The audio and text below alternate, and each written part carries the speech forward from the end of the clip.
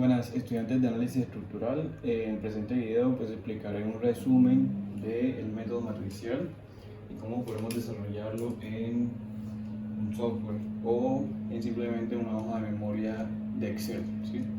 Entonces, el primer paso que tenemos que hacer para análisis estructural es ubicar los nodos de la estructura, ¿sí? Y a cada uno de los nodos pues establecerle un sistema de referencia. El primer sistema de referencia es el sistema global. Entonces tendremos un sistema donde el eje X y el eje Y o el eje Z en su defecto serán estos dos que están acá, ¿okay? Cada uno de estos elementos tendrá su propio sistema. Lo más lógico es que todos tuvieran un sistema de referencia similar, pero lastimosamente depende de la estructura y cómo vamos a unirla para que se pase esto. El segundo paso es nombrar los elementos y nodos. Entonces, acá tengo una estructura cualquiera. Voy a nombrar los elementos y debemos nombrar los nodos. Para que sea un poco más sencillo, establezcamos de una vez cómo se van a llamar esos nodos, ¿sí? Y de una vez definamos los famosos grados de libertad, que son los desplazamientos y rotaciones. Entonces, el paso 1 es este, paso 2 es este. En este paso 2 voy a establecer de una vez que este será mi nodo 1, 2, 3, 4, 5, 6, 7, 8, 9. Y de una vez establecemos que nuestra matriz más grande tendrá un tamaño de 9 por 9 por el número de nodos que hacen parte de la estructura. El tercer paso es establecer los ejes locales. Entonces, en un tercer paso, voy a decir que mis ejes locales van dependiendo de hacia dónde quiero armar la estructura. El profesor les puede decir de izquierda a derecha, derecha a izquierda, arriba hacia abajo, de menor a mayor. Vamos a decir que yo les establecí los ejes locales y diría que este elemento, el 1, empieza acá y termina allá. El 2, los ejes locales serán estos, entonces empiezan en este nodo y terminan en este. Y podemos decir para este elemento que los grados de libertad son estos, empieza en 7, 8, 9 y termina en 4, 5, 6. ¿Sí? Lo importante es que usted sepa de dónde a dónde va para que arme la matriz. El tercer paso es establecer los ejes locales, entonces ya está completo. Cuarto, determinar el ángulo de inclinación de cada elemento. Entonces, en un cuarto paso, para cada uno de los elementos, debe establecer los ángulos de inclinación, y estos dependen de lo que yo armé acá arriba. Para el primer elemento, como va de izquierda a derecha, su ángulo es 0 grados.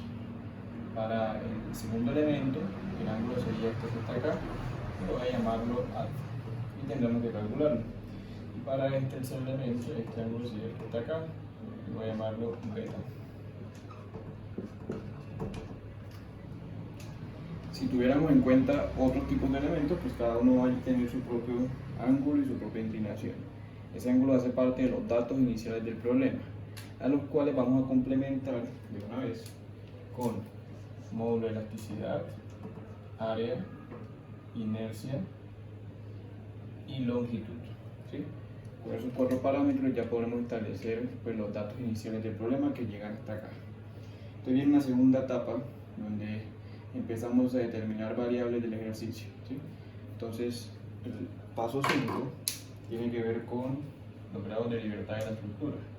Entonces vamos a decir lo siguiente: los grados de libertad dependen de las reacciones. Si aquí hubiera un apoyo, triangular, y aquí hay un apoyo empotrado, pues empiezas a decir que el grado de libertad 1, 2, 3, 4 y 5 tienen restricciones. Como tienen restricciones, su desplazamiento será 0. ¿Sí? Esto quiere decir que cuando empiece a resolver el ejercicio, estos grados de libertad hay que eliminarlos o fácilmente pues, van a multiplicarse por 0. En un sexto paso, entonces determino las fuerzas fijas del elemento o fuerzas de empotramiento, que dependen de la configuración del mismo. Vamos a tener dos configuraciones típicas. La primera es una configuración de cargas distribuidas, y eso nos da unos momentos y unas cargas en los apoyos, ¿sí? vamos a decir que en el apoyo 1 la reacción va a ser igual a WL sobre 2 y el momento va a ser igual a WL al cuadrado sobre 12. ¿Sí? En el apoyo 2 va a ser lo mismo, pero el momento va a ser negativo. Con esto complementamos pues los valores de apoyo. Otra viga que tendrían que tener en cuenta es aquella que tiene también doble emporramiento, ¿sí? Todas las vigas vamos a suponer que tienen esos doble emporramientos para poder resolverlo. Y aquí hay una carga puntual. Si aquí hay una carga puntual, obviamente estas reacciones son diferentes y cambia la forma de calcularla. La reacción 1 será P medios igual a la reacción 2 y el momento 1 será PL sobre 8 y el momento 2 será el mismo pero menos M2. ¿Okay? Bajo ese análisis vamos a contemplar resolver el sistema de rigidez. Bueno, continuando, para el vector de emporramiento entonces vamos a llamarlo Qfen porque por ahora estamos en los elementos locales. Entonces partimos del Qfen para definir mis primeras variables, pero entonces tenemos otras variables. Dentro de ellas también tenemos las fuerzas en los nodos, ¿sí? Que vamos a dar por ahora en stand-by, y la matriz de rigidez local, que será una matriz de rigidez 6×6. Esta será un poco diferente para armaduras y vigas, pero mi recomendación es hacerla de una manera general para que se aplique para cualquier ejercicio. En armaduras lo que vamos a hacer es que la inercia vale 0 y en las vigas que el área vale 0. Esta es una suposición de rigidez que me permite resolver el ejercicio. El paso 8 es armar la matriz de transformación. La matriz de transformación depende del ángulo de inclinación que definimos allá como 0, alfa o beta, y también es una matriz de 6×6.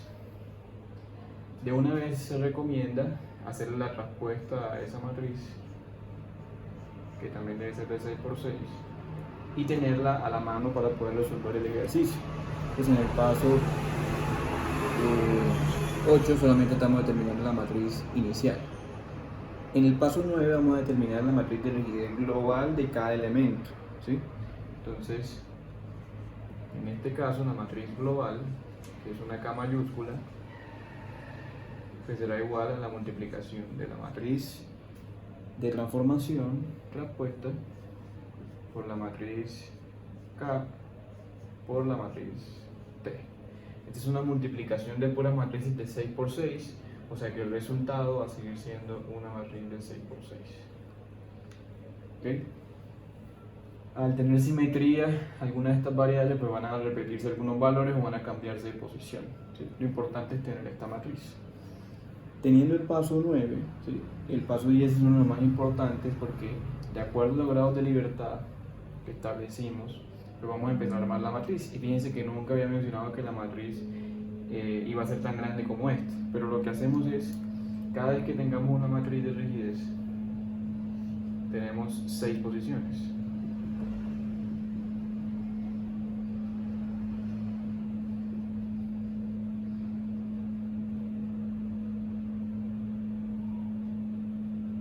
¿Sí? En esas 6 posiciones pues van a haber unos números para cada uno y lo que tenemos que hacer es darle un orden a esa matriz. Al final el paso 10 nos dice que la matriz de rigidez ensamblada, que voy a llamar la matriz de rigidez S, es una matriz que es la suma pero posicional de las matrices de rigidez local, ¿sí? Es decir, ubicar dónde en verdad quede cada posición de elementos. Generalmente pues tendremos matrices que tienen algo en común y son 3 posiciones, ¿sí? 3 posiciones, es decir, matrices 3×3. En ese 3×3 es el que vamos a tener y empezar a ensamblar dentro del sistema. Hay varias formas de hacerlo, pero ese es el más típico. Luego de ensamblar la matriz se forma el vector de fuerzas en los nodos, que es el que faltaba. Entonces, usted puede formar ese vector, vamos a llamarlo el vector F, en función de todas las fuerzas que llegan a la estructura en un nodo. Si llega al elemento se vuelven fuerzas de empotramiento, ¿sí? Y como ya estamos hablando de elementos, voy a llamarlo F porque estamos dentro de un sistema global. Es decir que S también está dentro de un sistema global.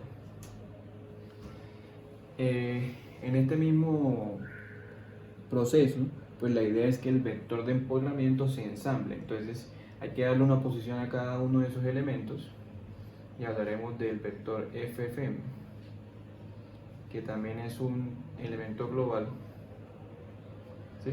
Y es un vector de 6 por 1, igual que este. Ese sistema de vectores, ¿sí?, hace parte del ejercicio. Lo que voy a hacer para resolver esto es plantear la siguiente matriz, la siguiente solución. Los vectores F deben ser igual a la matriz S por un vector de desplazamiento que no conocemos más el vector de fuerzas de empotramiento. ¿Cómo se soluciona generalmente este sistema? Pues lo que se hace es restar los dos vectores que yo tengo y multiplicar por la matriz de rigidez S, pero invertida. Como decir, estoy despejando a B del sistema. Paso este a restar y la matriz S pasaría a dividir, pero en el caso de matrices es multiplicar por el inverso de la matriz. De allí obtenemos el vector de desplazamiento, que será global, y lo que hacemos es darle posiciones a ese vector, que también será 6 por 1. Ese vector de desplazamientos 6 por 1 nos ayuda luego a determinar cualquier sistema, y ese pues es el paso 12, uno de los más importantes, que se puede resolver con MATLAB, con Excel, con Frames, con cualquier software que nos ayuda a determinar esto, ¿sí? El vector de desplazamiento entonces se le da una ubicación a cada elemento. Cada elemento tendrá entonces un vector de desplazamientos U, que será igual a la multiplicación de la matriz de transformación por el vector de desplazamiento, pero del tamaño que él necesita, que es 6 por 1. ¿Sí? Entonces, ¿cómo metemos este vector de 6 por 1? Depende entonces del tamaño general. Entonces, este vector será m por 1, el tamaño de todo el sistema, que en este caso era 9. Cojo mis 6 posiciones nada más necesarias y son las que voy a tratar de transformar. Ese pues sería uno de los pasos finales del ejercicio, que es el paso 13. Con los desplazamientos intento devolverme entonces y calcular mis fuerzas en los nodos. Entonces este será el paso 14. Fuerzas en los nodos, que llamaremos ahora Q, será cada matriz de rigidez local. Esta matriz de rigidez, si me devuelvo un poco, es esta matriz que está por acá arriba, ¿sí?, multiplicado por el vector de desplazamientos U, que es este que está acá, que acabo de calcular, más el vector de empotramientos. Ese vector de empotramientos, recordemos que es este que está acá, ¿sí?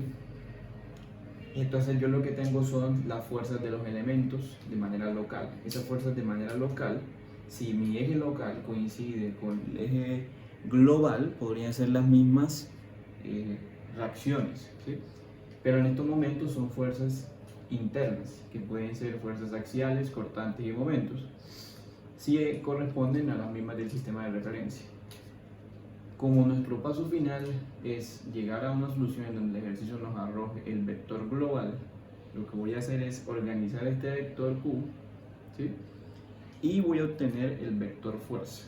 Ese sería el paso número 15. A determinar el vector de fuerzas global de cada elemento, que esto es 6 por 1, porque será la multiplicación del vector T traspuesto, la matriz traspuesta por el vector Q que acabo de obtener. Con este vector, ¿sí?, podemos obtener las reacciones del sistema. Entonces la moraleja es lo siguiente: con U vamos a obtener los desplazamientos en cada uno de los nodos de los elementos de manera local, ¿sí?, y pues que es, digamos, interesante calcularlo en ese sentido. pero si quisiera hacerlo de manera global, pues tendría que hacerlo con el vector B, ¿sí? Generalmente el más importante es B. Con el vector Q voy a obtener las fuerzas locales de los elementos, que en nuestro caso podrían ser las fuerzas internas. Y con el vector F voy a obtener entonces las posibles reacciones o las fuerzas en los nodos. Es decir, cuando yo calcule este vector F, este debe ser congruente con el vector F que yo armé aquí, ¿sí? Y que yo intenté decirle o llamarlo vector global. Ese vector F pues tendrá un tamaño de m por 1, es decir, tendré que llegar a un vector donde todo el sistema me dé este mismo. Si yo llego a este sistema con estas mismas reacciones y donde hayan apoyos, ¿sí? Donde haya un apoyo, aseguro una reacción, significa que mi sistema está bien. Entonces la primera indicativo de que el sistema está bien es que aquí haya una reacción. Si yo llego y en un apoyo el desplazamiento es 0, es la segunda comprobación para decir que mi sistema me quedó bien. Entonces yo tengo que hacer estas dos comprobaciones al final para poder decir si mi sistema de matricial quedó bien armado. La duda ahora es plantear un ejercicio e intentar resolverlo, ya sea de armaduras, marcos, pórticos o vigas.